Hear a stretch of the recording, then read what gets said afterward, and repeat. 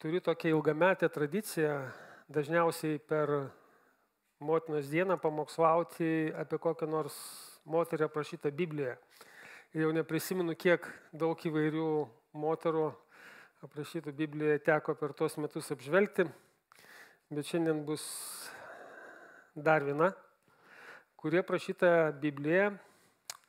Ir gal kažkas mano nuomonė gali nesutikti, bet mano supratimu tai labiausiai mylima moteris šiame pasaulyje. Bandykite atspėti. Ne.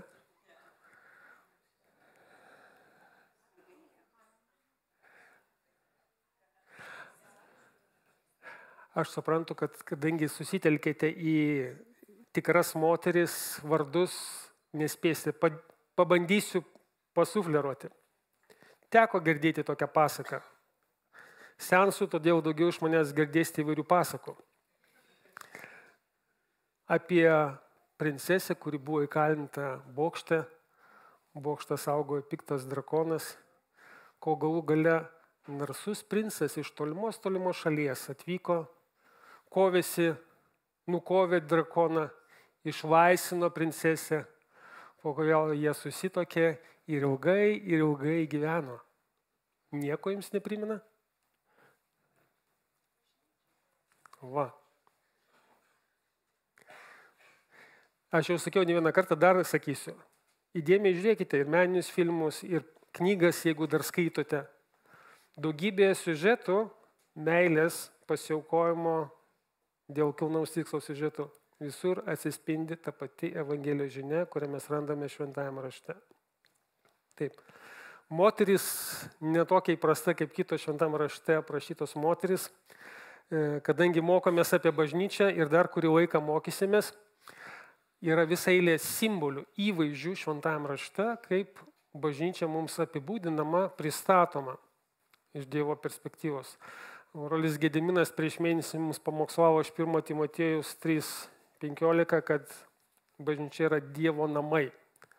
Tai gali reikšti ir pastatą, ir tai irgi vienas iš įvaizdžių šventajame rašte, pastatas, kurio kertinis akmuo yra viešpats Jėzus Kristus, bet taip pat Dievo šeima.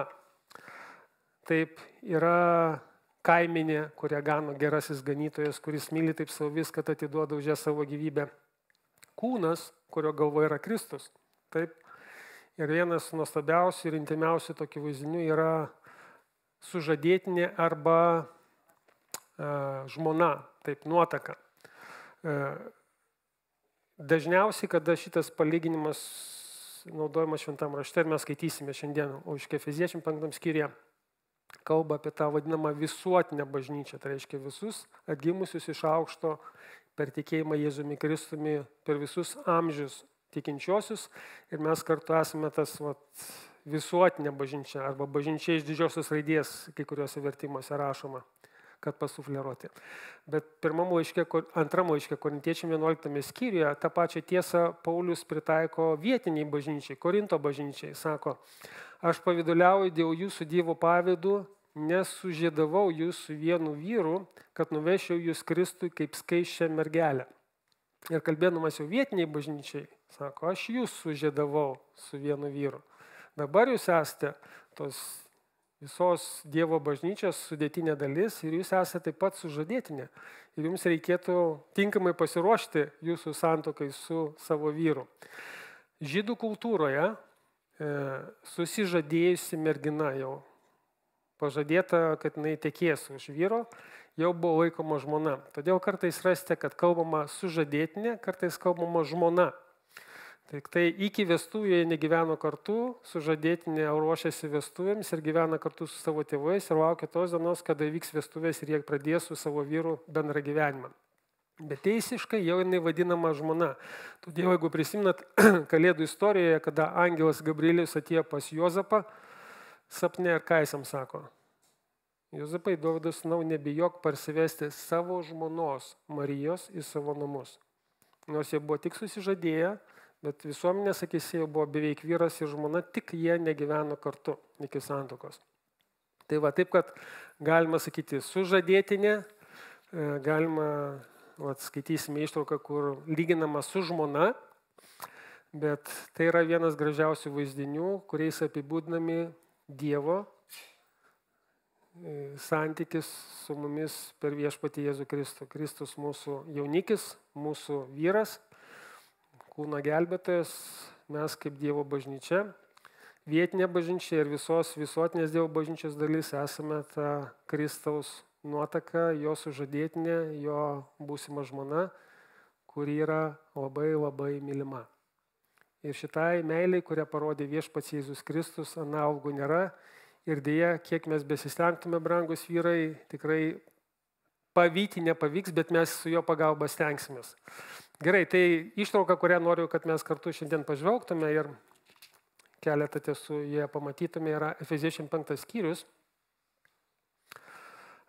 Pabaiga 5 skyriaus, paskaitykime nuo 23 eilutės, nuo 22 eilutės. Efeziečiam 5 skyrius, nuo 22 eilutės. Čia apaštalas Paulius duoda vieną iš išsamiausių pamokymų apie santuoką, bet jis sako labai giliai šitas, čia labai gili rašto ištrauka. Taip, čia mes tik tai keletą dalykų pamatysime, žiūrėdami į bažnyčią ir į Kristų, kaip jų santykius. Bet čia nepaprastai gili ištrauka ir Paulius sako, tai didi paslaptis, bet paskaitykime, ką jis čia sako. Efeziečiam 5 skyrius nuo 22 eilutės. Jūs žmonos būkite klusnios savo vyrams lyg viešpačiui. Nes vyras yra žmonos galva, kaip ir Kristus yra galva bažnyčios, jis kūno gelbėtojas. Todėl kaip bažnyčia paklūsta Kristui, taip ir žmonos visame kame teklauso savo vyrų. Jūs vyrai mylėkite savo žmonas, kaip ir Kristus pamilo bažnyčią ir atidavė už ją save, kad ją pašventintų, apvalydamas vandens nuplovimu per žodį, kad pristatytų savo šlovingą bažnyčią, neturinčią dėmės, nei raukšlės, nei nieko tokio, bet šventą ir nesuteptą. Taip ir vyrai turi mylėti savo žmonas kaip savo kūnus. Kas myli savo žmoną, myli save patį. Man tai asmeniškai pati nuostabiausia frazė šito ištrauko. Kas myli savo žmoną, myli save patį. Juk niekas niekada nėra nekentęs savo kūno, bet jį maitina ir globoja, kaip ir Kristus bažnyčia. Mesgi esame jo kūno nariai, iš jo kūno ir kaulo. Todėl žmogus paliks tėvą bei motiną, susijungs su savo žmona ir du taps vienu kūnu. Tai didelė paslaptis. Aš tai sakau, žvelgdamas į Kristų ir bažnyčią. Taigi kiekvienas iš jūsų tegul myli savo žmoną taip kaip save patį, o žmona tai gerbė savo vyrą. Brangus Dieve, mes dėkojame tau už tavo žodį. Prašom, kad jį apšviesum ir padarytum mums visiems suprantamą. Mokytum mus per savo žodį, prabiltum į mūsų širdis per savo žodį. Vestum savo dvasia mane, pertikti tavo žodį suprantamą ir aiškiai visiems čia esantiems ir mus stebintiems nuotoliniais būdais. Palaimink Dieve, kad tavo žodžiai keistų mus, apreikštų mums labiau tave. Leistų dar giliau suprasti ir patikėti tavo meilę mums, kurią protu mums sunku suvokti. Ir kad ta tavoji meilė ir tavo žodžio tiesa veikiant šventai dvasiai mus keistų ir darytų tokiais, kokius sumanėjimus būti ir pašauk jį būti. Dėkojam tau, kad tai padarė įmanoma per savo sūnaus auką, per jo mirtį ant kryžiaus ir per jo šlovingą prisikėlimą. Todėl kalbėk dabar į mūsų širdis per savo žodį ir palaimink, kad per mūsų mokytus ir tarnautus kalbėtum į mūsų vaikų širdis taip pat tavo žodžio tiesa, kad jie būtų išgelbėti ir taptų tavo brangiais vaikais. Jėzus vardu. Amen.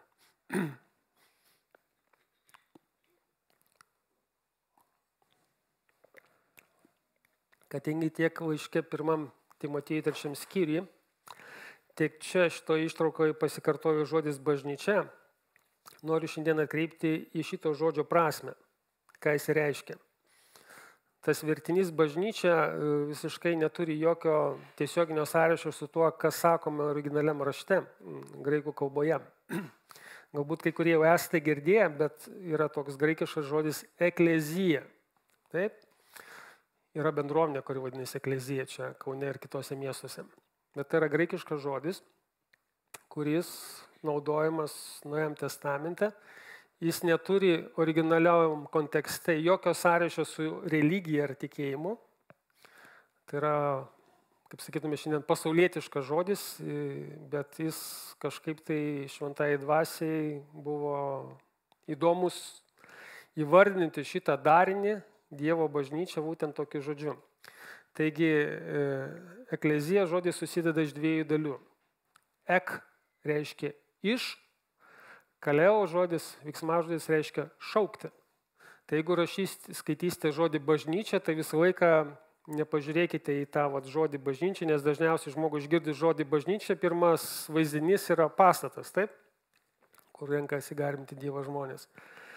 Bet tas žodis reiškia ne pastatą ir ne kažkokią bažnyčią, tai reiškia iššauktieji, kurie susirinkę kartu.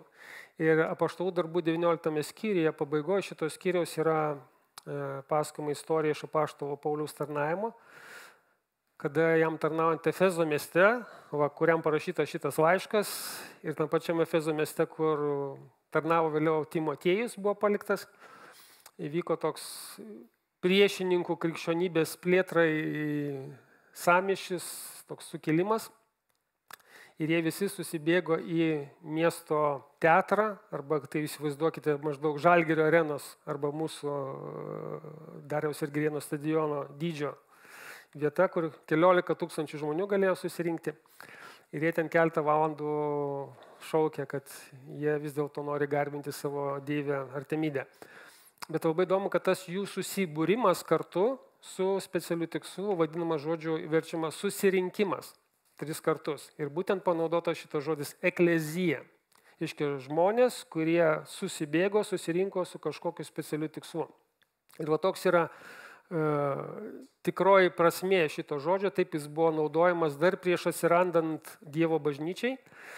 Ir tai reiškia ypatingų žmonių susirinkimas spręsti kažkokius klausimus. Ir kadangi Romos imperijoje vyravo vis tiek graikų kultūra, tai graikų kultūros miestuose visus svarbius miesto klausimus spręsdavo miesto gyventojų, laisvų piliečių, vyrų susirinkimas. Ir šitas susirinkimas buvo ir vadinamas Dievo bažnyčia. Dievo iššaukti su specialiu tikslu žmonės susirinkę kartu daryti kažką ypatingo. Todėl, kada skaitysite žodį bažnyčia, prisiminkite. Iššauktieji. Tai dabar noriu šiandien su jumis pakalbėti. Tai ką iššaukė, kas šaukia, kas iššaukia šitos žmonės, kaip iššaukiami šitie žmonės ir kokiam tikslu jie yra iššaukti. Gerai? Kas, kaip ir kam. 3 žodeliai, nebus sunku įsiminti. Gerai, kas mus šaukia, kas mus iššaukia, kas pašaukia mus. Ir šitą žodį dažnai sutiksite tiek Senajam, tiek Naujajam testamente, taip. Pašaukimas yra nuostabių istorijų, ypač Senajam testamente. Animacinis filmas Egipto princas man labai patinka, nors jau esu suaugęs, senstu matyt. Animaciniai filmai vis patinka žiūrėti, bet ten yra nuostabiai gražiai padaryta scena, kada Dievas pašaukė Mozę. Kas matėte? Matė, nemaža dalis. Labai gražiai pastatyta. Taip ir meniškai, ir gana tiksliai pagal šventą raštą, kaip tas susitikimas Mozės su Dievu įvyksta ir kaip Dievas sako, turiu tau užduotį. Aš ne šiaip savo pasirodžiau, kad tau būtų faina. Aš tave šaukiu ir liepiu tau eiti pas Egipto faraoną arba jam pasakyti, išleis mano tautą. Kitai bus blogai. Tai va, taip kad yra nuostabių. Jeremijo knygoje irgi, Jeremijo knyga prasideda nuostabių pasakojimų, kaip jį Dievas pašaukė tapti pranašu, nors jis buvo dar jaunas vyrukas. Jeremijo 1:4 sako, viešpats kalbėjo man sakydamas, pažinau tave prieš sutverdamas motinos įsčiose. Prieš tau išeinant iš jų aš pašventinau tave, paskyriau pranašų tautoms. Jo, sako, aš neįsiu Dieve, aš nemoku kalbėti, aš esu tik vaikas, bet viešpats sako, man tu nesi vaikas, eik pas ką tave siūsiu, kalbėk, ką tau liepsiu, nebijok, nes aš esu su tavim ir tave išgelbėsiu, sako viešpats. Ten viskas prasideda nuo pašaukimo. Izaijo knygoje irgi 6 skyrius stulbinantis, kaip jį Dievas pašaukė. Tai visą laiką tas, kuris šaukia, yra Dievas. Jis yra šaukėjas, jis yra iššaukėjas. Išima žmogų iš tos aplinkos, kuriai buvo, pakeičia jo širdį ir nukreipia jį daryti kažką kito, negu jis darė anksčiau. Dar viena nuostabi vieta, kurią dar noriu pasakyti iš Jeremijo 31 skyriaus. Dėja, lietuviškose vertimuose nėra taip išversta aiškiai, kaip skamba originalo kalboje, tai bet paklausykite. Ten kalba apie Dievo santykį su Izraelio tauta, bet Dievas sako per pranašą Jeremiją 31 skyriui 3 eilutėj. Sako, iš tolo man pasirodė viešpats, sakydamas, amžiną meilę tave pamilau, lietuviškam burbulių vertime, todėl esu tau ištikimas, pagal originalą skambėtų taip. Todėl ištikimai mylėdamas traukiu tave prie savęs. Tai yra, aš mylėdamas tave traukiu prie savęs. Ir tai darė su Izraelio tauta, lygiai taip pat daro su mumis tikinčiaisiais Jėzumi Kristumi. Todėl Naujajame testamente, kada skaitysi ypač Pauliaus laiškų pradžias, atkreipkite dėmesį, kaip jis kreipėsi į vienokią ar kitokią bažnyčią. Pavyzdžiui, laiške Romiečiams, 1 skyrius 7 eilutė. Visiems Dievo mylimiesiems, esantiems Romoje, pašauktiesiems šventiesiems. Tai būna jums malonė bei ramybė nuo mūsų Dievo Tėvo ir viešpaties Jėzaus Kristus. Labai panašiai žodžiais prasideda pirmas laiškas korintiečiams, 1 skyrius 2 eilutė. Dievo bažnyčiai Korinte, pašventintiems Kristų Jėzuje, pašauktiesiems šventiesiems. Ir visiems, kurie šaukėsi mūsų viešpaties Jėzaus Kristus vardo kiekvienoje vietoje tiek pas jūs, tiek pas mus. 9 eilutė to pačio skyriaus sako. Ištikimas yra Dievas, kuris pašaukė jūs į savo sūnaus, mūsų viešpatės ir Jėzaus Kristaus bendrystę. Tas, kuris šaukia, tas, kuris iššaukia, kas daro tokią intervenciją į žmogaus arba į tautos gyvenimą, yra Dievas. Ir visą laiką, tai matysite tiek Senajam, tiek Naujajam testamente, tai daro Dievas. Tai jis mus pašaukė iš tamsos į savo nuostabią šviesą. Tai jis iš vergijos nuodėmiai mus pakviečia į šlovingą Dievo vaikų laisvę. Iššaukėjas visą laiką yra Dievas. Tai pirmas punktas nesudėtingas. Kas mus iššaukia? Kas pašaukia mus? Dievas. Kaip jis tai daro? Kaip mus iššaukia? Ir tada grįžtam truputį į 5 skyrių laiško Efeziečiams. Ir čia nuo 25 eilutės pamokymai sutuoktiniams, kaip tarpusavy elgtis, kad santykiai būtų ilgaamžiai, tvarūs, atlaikantis įvairias gyvenimo negandas, patenkinantis ir Dievo palaiminti. Ir Paulius glaustai sako, žiūrėkite į Jėzų, žiūrėkite, kaip jis elgiasi su bažnyčia. Ir žiūrėkite, kaip bažnyčia turi elgtis Jėzus atžvilgiu ir sako, tai pamėgdžiokite savo santokose.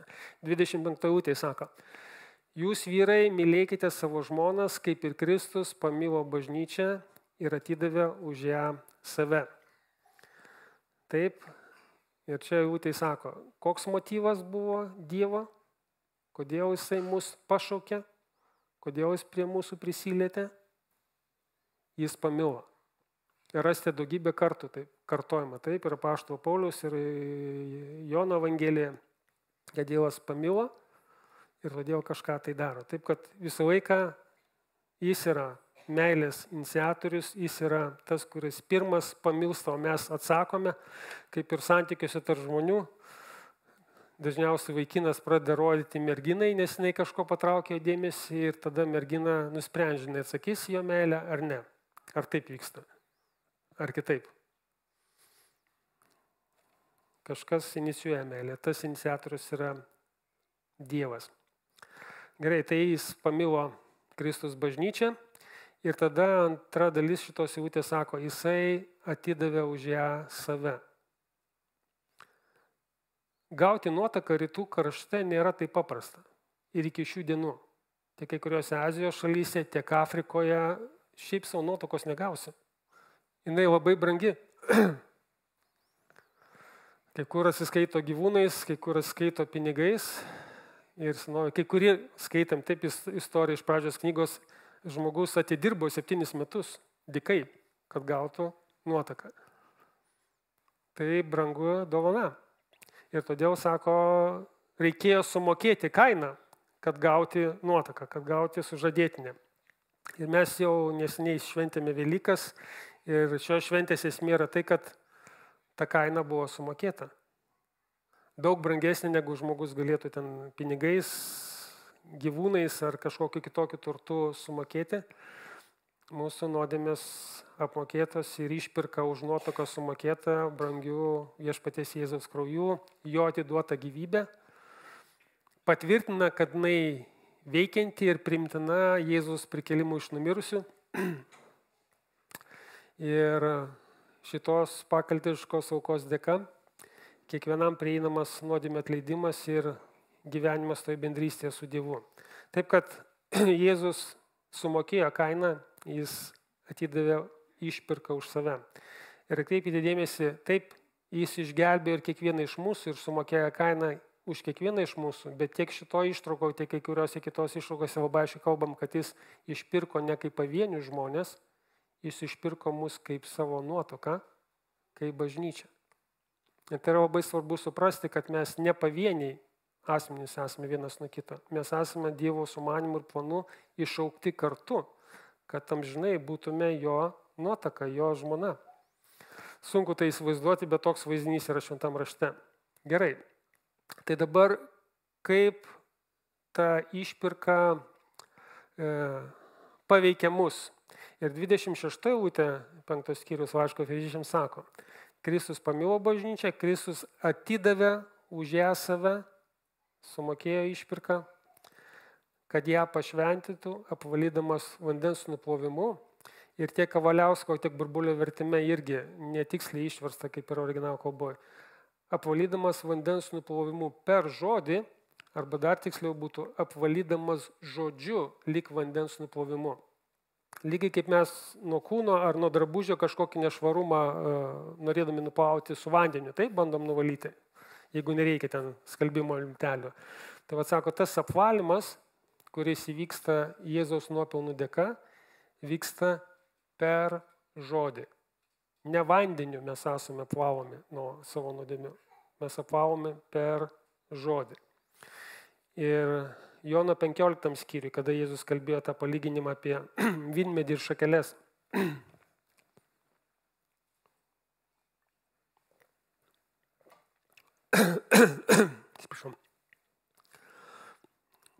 Sako, kiekvieną šakelę manyje neduodančią vaisiaus jis išpjauna, o kiekvieną šakelę nešančią vaisių apvalo, kad jį duotų daugiau vaisių.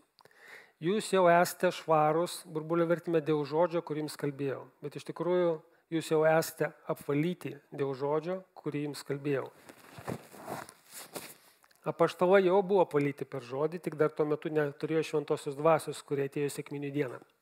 Bet apvalymas, sako Jėzus, įvyksta per žodį, kurį aš jums kalbėjau. Ta patį sako laiške Efeziečiams 1 skyriui Paulius 13-14 eilutėje, sako, jame ir jūs išgirdę tiesos žodį, jūsų išgelbėjimo evangeliją ir įtikėję juo viešpačiu Jėzumi Kristumi. Esate užanspauduoti pažadėtąją šventąją dvasią, kuri yra mūsų paveldėjimo užstatas iki nuosavybės atpirkimo jo šlovės gyriui. Išgirdę tiesos žodį, jūsų išgelbėjimo evangeliją ir įtikėję juo, jūs esate apvalomi ir esate užanspauduojami šventąją dvasią, kad būtų aišku, kad dabar jūs esate jo, o jis yra mūsų gelbėtojas ir viešpats.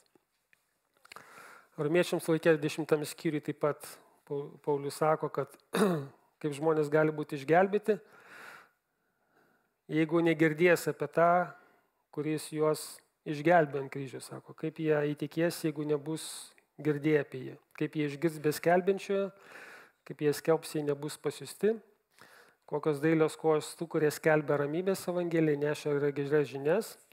Ir pabaigoje sako, tikėjimas iš klausimo, klausimas iš Dievo žodžio. Petras tą patį sako 1 Petro laiške 1 skyriui, sako, jūs esate gimę ne iš pranykstančios, bet iš nenykstančios sėklos gyvų ir amžinai pasiliekančių Dievo žodžiu. Toks yra jums paskelbtas evangelijos žodis. Visą laiką išgelbimas per žodį. Apvalymas vidinis vyksta per žodį.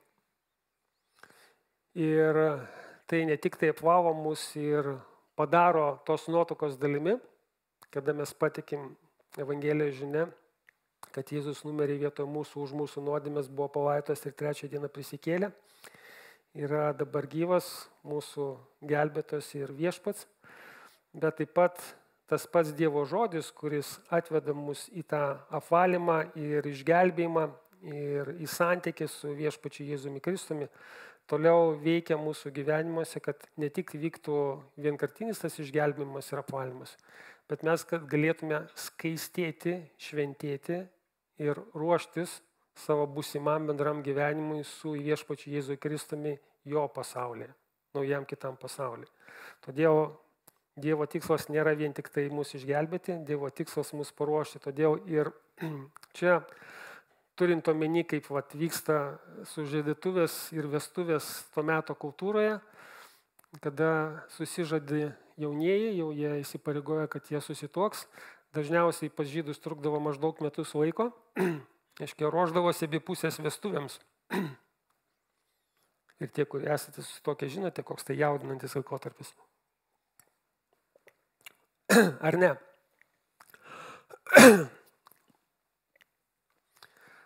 Vyksta pasiruošimas vestuvėms, vestuvių dienai. Ir Dievas nori, kad mūsų gyvenime tas apsivalymas vyktų, kad vieną dieną, kada mes stovėsime prieš Dievą, prieš Kristų, matysime į veidas į veidą, mes tenais stovėtume tokie, kokius Jisai nori mus matyti.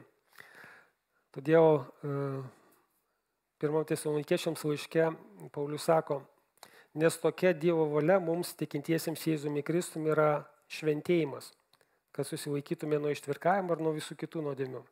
7 eilutė to paties skyrius sako, Dievas pašaukėmis ne ištvirkimui, bet šventumui. Todėl, kas tai atmeta, ne žmogų atmeta, bet Dievą, kuris ir davė mums savo šventąją dvasią. Tam, kad tas šventėjimas galėtų vykti ir tas pasiruošimas vestuvėms galėtų vykti, sako Paulius, mums ir buvo duota šventoji dvasia, kuri įgalintų ir skatintų tą vidinį pasikeitimą, kuris vyksta, kada mes girdim Dievo žodį, suprantam Dievo žodį ir gyvenam to Dievo žodžiu. Apaštalas Jonas savo 1 laiške 3 skyriuje sako, žiūrėkite, kokią meilę apdovanojo mus tėvas. Mes vadinamės Dievo vaikai ir esame. Pasaulis nepažįsta mūsų, nesuvokia, kokie kitokie mes esame, nes ir jo nepažino. Mylimieji, dabar mes esame Dievo vaikai, bet dar nepasirodė, kas būsime. Mes žinome, kad kai Jis pasirodys, Jėzus Kristus sugrįš mūsų pasiimti, mes būsime panašus į Jį, nes matysime į tokį, koks Jis yra. Kiekvienas, kuris turi jame tokią viltį, skaistina pats save, nes ir jis yra skaistus. Taigi, Dievas mus pašaukia per savo žodį, per girdimą Evangeliją. Dievas pakviečia mus būti tos nuotokos dalimi. Jis šaukia mus šventėjimui, tai vienas iš tikslų, sako, kam Jis mus pašaukia, kad mes šventėtume ir pasiruoštume tam gyvenimui, kuris bus ateityje su juo.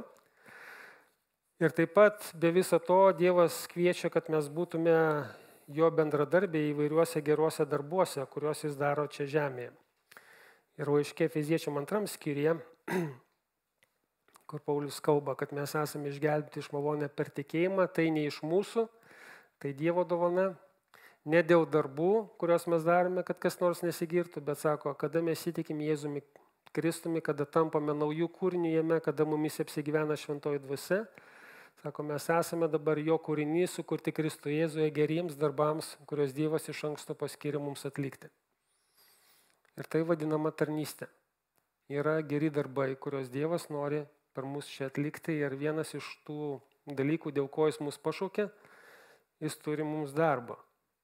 Visam amžinybę bus ką veikti, bet kol esame žemėje, kiekvienam iš mūsų Jisai turi numatęs darbą ir kurį nori per mus daryti. Todėl duoda ne tik šventąją dvasią, bet ir tam tikras dovanas ir sugebėjimus, kad galėtume tai daryti. Ir kitą sekmadienį išventinsime brolį Gediminą, atpažindami tą Dievo pašaukimą jo gyvenime ir įgalindami jį toliau tą tarnystę vykdyti. Bet gerų darbų Dievas kiekvienam iš mūsų iš anksto yra paskyręs ir numatęs, kuriuos mes turime atlikti. Ir trečias dalykas, kuriam Dievas mums pašaukęs, yra tai, kad mes pasitikime juo ne tik šitame žemiškame gyvenime. 1 Korintiečiam 15 skyriuje skaitėme per Velykų dieną skaitinį. Paulius sako, jeigu mes pasitikime Jėzumi tik šitame žemiškame gyvenime, mes esame labiausiai apgailėtini iš visų žmonių. Jeigu svarbu tik tai, kas čia vyksta dabar žemėje, tai sako, mes prašaunam pro šalį visiškai. Bet kadangi Dievas pakvietęs mus ne tik į asmenį santykių su savimi, bet pakvietęs mus į privilegiją būti jo sužadėtinę, jo būsima žmona, tauta, su kuria jisai praleis visą amžinybę ypatingame santykė, kaip sutuoktiniai susituokę, praleidžia kartu savo gyvenimą. Tai visas grožis, visa didybė, visas protų nesuvokimi dalykai, kurie mūsų laukia mūsų ateityje. Todėl kartais gyvenančia žemėje ne viskas klojasi taip, kaip mes norime, yra sunkumų, kai ką ištinka lygos, ankstyvos mirtis, netektis, sukrėtimai šitame pasaulyje, kuris yra blogas iš esmės. Ir mes nuo visų tų dalykų galim būti neapsaugoti. Bet mūsų viltis Kristuje eina tenais į amžinybę. Kad anksčiau vėliau šitas žemiškas gyvenimas pasibaigs ir visas nuostabus dalykas bus tenais, kada mes būsime kartu su juo, kada regėsime į veidas į veidą ir kada gyvensime kartu tame jo nuostabiame pasaulyje. Iš pradžių žemėje, kuri bus atnaujinta, o vėliau naujam pasaulyje. Tai keletas ištraukų apie tas vestuvės, kurių mes laukime. Ir pirmas dalykas, kad atėjus numatytam laikui, bažnyčia bus pakelta, bus paimta į dangų. Ir pirmam laiške Tesalonikiečiams 4 skyriui nuo 13 iki 18 eilutės ir 1 Korintiečiam 15 skyriui Paulius kalba apie šitą įvykį, kad mirusieji Kristuje, tie krikščionys, kurie mirė pirmą mūsų, bus pirmieji, kurie bus įkelsi iš numirusių. Arkangelo balsui suskambėjus. Paskui mes gyvieji, jeigu tą momentu būsime gyvi ir dar gyvensime čia žemėje, mes būsime pakeisti. Mūsų kūnai, kaip ir mirusiųjų krikščionių, bus padaryti panašus į šlovingą Jėzaus kūną, su kuriuo jis prisikėlė iš numirusių. Ir kaip jis pakilo apaštalams matant į dangų, vieną dieną mes visi kilsime į dangų, susitikti su jo ore. Ir sako, tai bus pati fantastiškiausia diena mūsų gyvenime. Viskas. Mes keliaujame. Mūsų vargo dienos baigėsi. Amen. Laukite šitos dienos? Ar nėra laiko apie tai pagalvoti? Kas mus laukia viršuje? Čia kaip trumpa apžvalga ateities įvykių, bet keletą paminėsiu trumpai. Ataskaita prieš Jėzų už savo gyvenimus, už tai, kaip mes jau po įtikėjimo juo, po to, kai mūsų nuodėmės buvo atleistos ir palytos Kristaus krauju, kaip mes gavome šventąją dvasią, kaip mes gyvenome. Kaip tą laiką, kuris tas trumpas buvo pasiruošti vestuvėms, išnaudojame. Gerai ir blogai. Ir duosim kiekvieną prieš Kristaus teismo krasę, kiekvienas duosime ataskaitą. Ko gero, dalyvaujant daugybę angelų ir kitų tikinčiųjų. Tai Paulius sako, aš pats prisibėjau šitos dienos, bet tai bus. Kad būtų visa tai, kas netyra iki galo apvalyta, sutvarkyta ir niekas nebetemdytų mūsų amžinų santykių su viešpačiu Jėzumi Kristumi. Avinėlio vestuvės, tai yra ta santuoka tarp jo nuotakos, jo bažnyčios ir viešpaties Jėzaus Kristaus aprašytos pačioj pabaigoje Biblijoje labai glaustai 19 skyriuje Apreiškimo knygos. Kad sako, bus didžiulis džiaugsmas, visi danguje ir kitose vietose džiugaus, duos garbę Dievui, nes atėjo avinėlio vestuvės ir jo nuotaka pasiruošė. Ji buvo aprengta spindinčia, tai yra drobe, o ta drobė yra šventųjų teisūs darbai. Tie geri darbai, kurios būdami žemėje, mes kartu su Jėzumi jo šlovėje padarėme. Ir angelas sakė Jonui, apaštalui, sako, rašyk, palaiminti, kurie yra pakviesti avinėlio vestuvių pokylį, ir jis pridūrė, šie žodžiai yra tikri Dievo žodžiai. Taip, kad vestuvių pokylis laukia bažnyčios danguje. Po to, kai šitas žemiškas gyvenimas mums pasibaigs. Kas bus ten ateityje? Dvi dar ištraukos noriu paskaityti jums. Efeziečiam 2 skyriuje 4 eilutėje Paulius apibūdina tai štai kaip. Dievas apstus gailestingumo iš savo didžios meilės, kurią mus pamilo. Mūsų mirusius nusikaltimais atgaivino kartu su Kristumi. Maloniai jūs esate išgelbėti. Prikėlė ir pasodino danguje Kristuje Jėzuje, dabar 7 eilutė, dėmesį klausykite, kad ateinančiais amžiais savo gerumu parodytų mums beribius savo malonės turtus Kristuje Jėzuje. Matyt, pritrūko žodžių ir apaštalai ir kiti apibūdinti, bet sako, tai kas ten bus, užims kvapą ir sunku įsivaizduoti ir net aprašyti. Bet sako, per visą amžinybę Dievas per Jėzų Kristų mums rodys beribius savo malonės turtu. Pamaldų pradžiai visi dėkojam taip, kad patiriame malonę po malonės kiekvieną dieną. Ten mes matysime visą tai ir patirsime dar mums proto nesuvokiamais būdais. Ir pačioje pabaigoje, apreiškimo 21 skyriuje, po vinėlio vestuvių, po galutinio teismo visiems netikintiesiems, apaštalas Jonas užbaigė šventąjį raštą paskutiniais 2 skyriams, kurie aprašo naują dangų ir naują žemę. Nes pirmoji dangus ir pirmoji žemė pranyks ir jūros daugiau nebebus. Sako, aš Jonas išvydau šventąjį miestą. Ta buveinė, kuriuose mes gyvensime, taip, nauja Jeruzalė, nužengiančia iš dangaus nuo Dievo. Ji buvo aprengta kaip nuotaka išpuošta savo sužadėtiniui. Ir aš galėjau galingą balsą skambantį iš dangaus. Štai Dievo buveinė tarp žmonių. Jis apsigyvens su jais, jie bus jo tauta ir pats Dievas bus jų Dievas ir bus su jais. Jis nušuostys kiekvieną ašarą nuo jų akių. Nebebus daugiau mirties, nei liūdesio, nei dejonės, nei skausmo daugiau nebebus, nes kas buvo pirmiau praėjo. Ir sėdintysis soste tarė, štai aš visą darau naują. Ir jis sako man, apaštalui Jonui, rašyk, nes šitie žodžiai patikimi ir tikri. Taip kad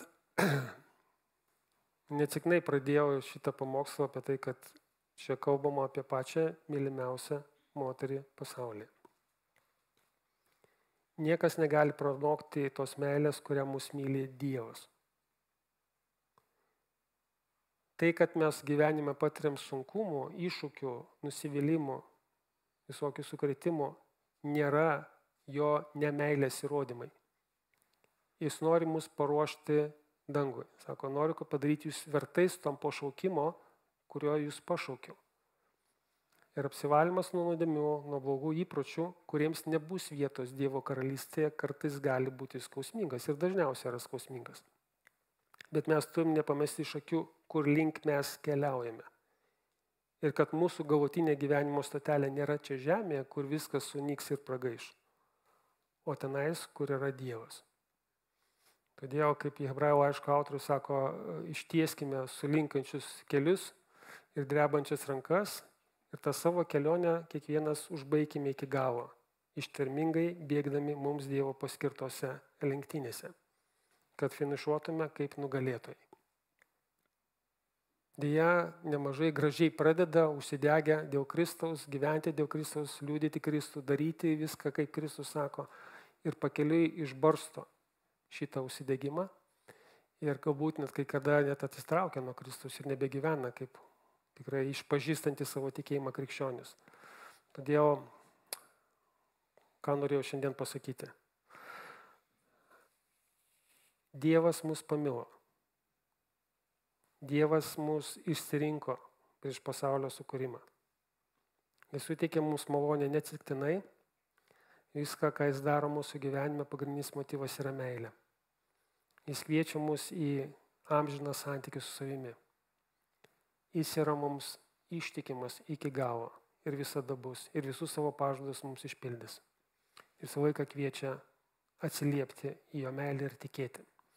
Ir todėl, jeigu šiandien esi tikintis juo, žinai, kad tapai iš Dievo malonės jo vaiku, kaip čia pabaigoje sakė 5 skyriaus, sako, žmona te gerbė savo vyrą. Reiškia, gerbk Dievą. Būk dėkingas jam už tau parodytą malonę.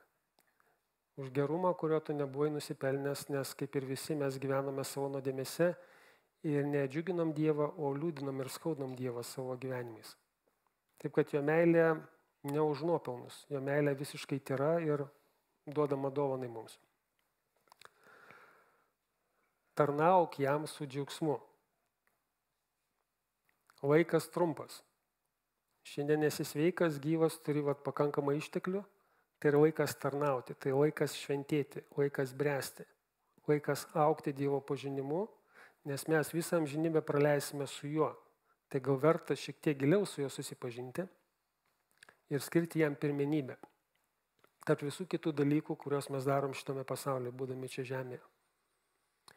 Ir mes esam šventame rašte laukti jo sugrįžtant. Nežinom tiksliai, kada tai įvyks, mums niekur nenurodyta data. Ir visi, kurie bandė datas sugalvoti, prašojo pro šalį. Bet tik tada, kada jis sugrįž, prasidės tas tikrasis mūsų gyvenimas. Pirmam Timotiejui 6 skyriui sako, tikrasis gyvenimas prasidės tada, kada mes būsime tenais. Čia yra tik įžanga, čia yra tik pasiruošimas vestuvėms. O jeigu šiandien dar nesi tikintysis Jėzumi Kristumi,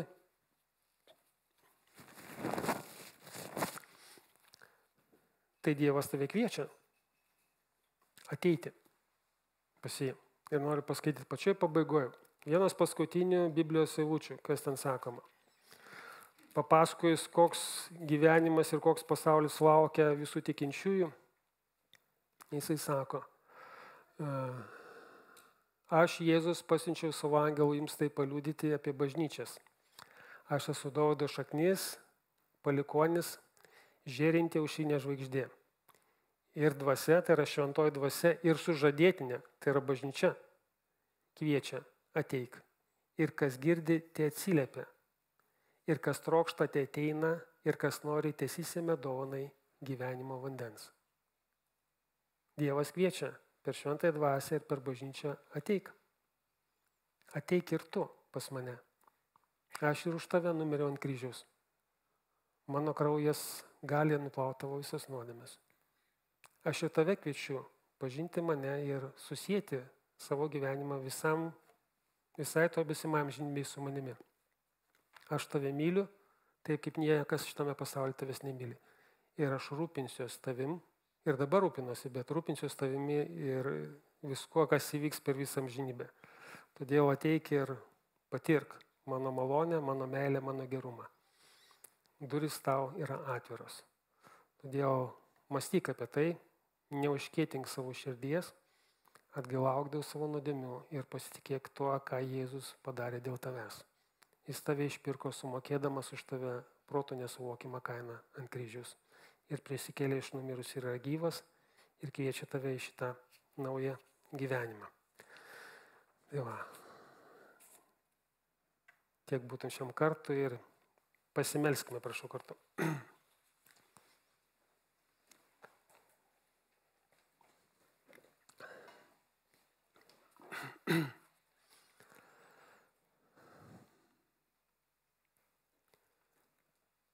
Ačiū Dieve, kad tai tu esi, kuris mūsų sukūrei, mūsų motinų įsčiose, kuris sudėlioja daugybę detalių mūsų gyvenime, kokiais mes gimėme, kur mes gimėme, kuo mes gimėme ir kuris šaukimus atsiliepti tau ir iš tamsos ateiti į tavo šviesą. Dėkojame, kad tu atvėrei mums duris į savo pasaulį, atėjai pas mus žmogaus pavidalu, tavo sūnaus asmenyje.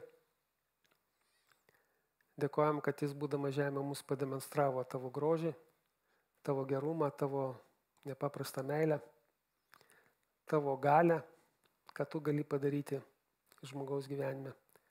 Ir mes labai dėkingi, kad tu ant kryžiaus paaukojai savo sūnų, kad mums parodyti, kokie mes esame tau brangus ir kaip tu trokšti, kad mes ateitume į šitą gyvą, realų santykį su tavimi. Dėkojame už Jėzus prisikėlimą, dėkojame, kad jis dabar šlovėje ir mes laukiam vieną dieną susitikti su tavim, dangiškas Tėve, ir su Jėzumi veidas į veidą, kad galėtume tą visą amžinybę ir visą tą sumanimą, kurį tu mums numatėjai, tikrai patirti visoje pilnatvėje. Palaimink mus ištvermingai keliaujant kiekvieną dieną tavo mums numatytų keliu. Leisk išlaikyti tave savo gyvenimo centre, garbinti tave ir mintimis, ir žodžiais, ir veiksmais, garbinti tave savo gyvenseną.